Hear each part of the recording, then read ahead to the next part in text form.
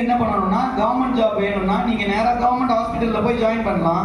இல்ல இந்த combine medical service எக்ஸாமினேஷன்ல போனீங்கன்னா உங்களுக்கு வந்து இந்த டிஃபென்ஸ்ல ஆர்மில எல்லாம் டாக்டர்ஸ்லாம் இருப்பாங்கல்ல, அந்த மாதிரி நீங்க இந்தியன் நேவி ஆகட்டும், இந்தியன் ஆர்மி ஆகட்டும், இந்தியன் ஏர்ஃபோர்ஸ் ஆகட்டும், இதுல வந்து நீங்க மெடிக்கல் சர்வீஸ்க்கு போகலாம். இன்னொரு பிளஸ் என்னன்னா, இந்த கம்பைன் மெடிக்கல் சர்வீஸ் எக்ஸாம் எழுதி நீங்க பாஸ் பண்ணி போனீங்கன்னா உங்களுக்கு வந்து அதுக்கப்புறம் நீங்க ஃபர்தரா படிக்க போறீங்க தெரியுமா, மாஸ்டர்ஸ் படிக்க போறீங்க, எம்டி படிக்க போறீங்க, இல்ல வேற இன்னும் அதிகமா படிக்கணும்னா அதுல ஜாயின் பண்ணிட்டு நீங்க போய் இலவசமா உலகத்துல எங்க வேணாலுமே போய் படிக்கலாம். கவர்மெண்ட்டே உங்களுக்கு ஃபீஸ் கட்டிடும், டிராவல் பண்றது எல்லாமே கொடுத்துரும், ப்ரொவைடட் நீங்க இதுல செலக்ட் ஆகி போயிருந்தீங்கன்னா.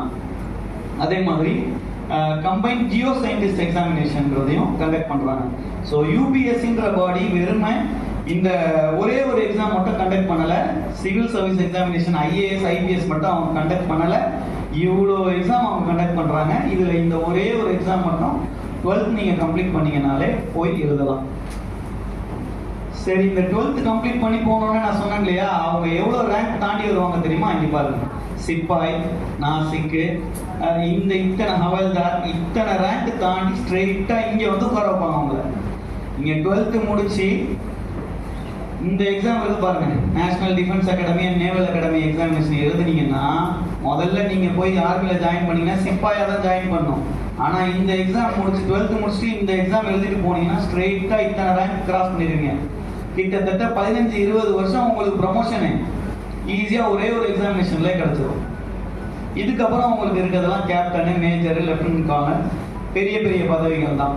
ஸோ ஸ்ட்ரெயிட்டா இங்கே தான் வந்து உட்கார வைப்பாங்க. நீங்க இந்த கவர்மெண்ட் எக்ஸாம்ல இந்த யூபிஎஸ்சி கண்டக்ட் பண்ணக்கூடிய எந்த எக்ஸாம் எழுதினாலும் நீங்க மற்றவங்களை விட இவ்வளோ ரேங்க் அஹெடா தான் போய் உட்காருவீங்க. உங்களுக்கு கீழே இவ்வளோ ரேங்க் இருக்கவங்க எல்லாருமே ஒர்க் பண்ணுவாங்க. சரிங்களா? இதுக்கப்புறம் தான் இந்த நீங்க சொன்ன ஐஏஎஸ் ஐபிஎஸ் இந்த எக்ஸாம்ஸ்லாம் இருக்கு. இது எல்லாத்துக்குமே ஒரே எக்ஸாம் தான். அதுக்கு பேர் என்ன சொன்னேன்? Civil services examination. இதுக்கு கீழே இத்தனை போஸ்டிங் இருக்கு. Indian administrative service, IAS, IPS, IFS, IFoS, IRAS, IRPS, IRTS, CBEC, ஏகப்பட்ட போஸ்டிங் இருக்கு. ஆனா நம்மளுக்கு என்ன தெரியும்? ஐஏஎஸ் ஐபிஎஸ் இந்த ரெண்டு தான் தெரியும். ஆனா கிட்டத்தட்ட 24 போஸ்டிங் இருக்கு. Indian auditing and account service, இது எல்லாமே இந்த சிவில் சர்வீஸ்ன்ற எக்ஸாமினேஷனுக்கு கீழே உங்களுக்கு வந்துடும். இந்த எக்ஸாமை பத்தி மட்டும் சின்னதா ஒரே ஒரு ஸ்லைட்ல உங்களுக்கு விளக்கமா சொல்றேன். இந்த எக்ஸாமுடைய நோட்டிபிகேஷன் வந்து பிப்ரவரியில வரும்.